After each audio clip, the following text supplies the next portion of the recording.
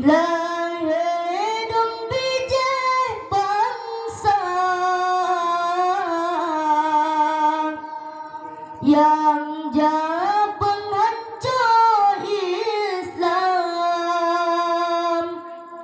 hampir dengan setiaan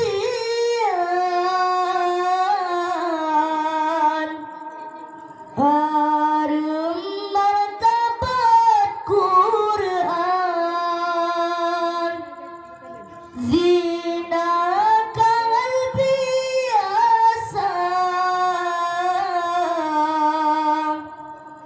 sangkaan pacaran pemamban untuk kemangan saja ilmu benar petuntun bajut jengkurang aja yang Allah beri kembang pengguna benesiakan lambung maka air mata di alam bangka kepertolongan anu hai ayam benar pencuri Tuhan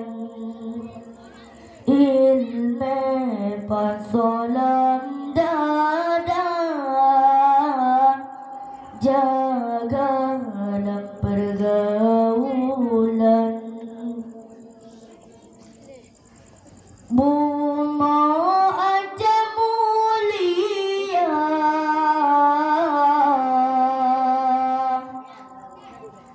ulama kepedoman tapi jina diduga lensi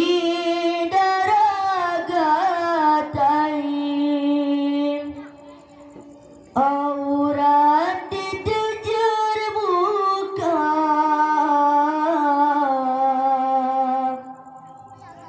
bak media disebar oleh sayang kawan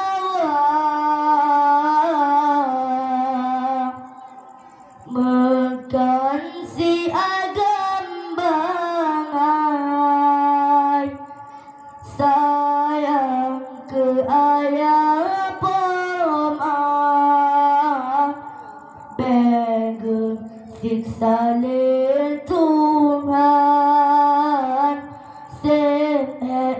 bagi pelarang nuraka tak pribalasan sehat bagi pelarang nuraka tak pribalasan.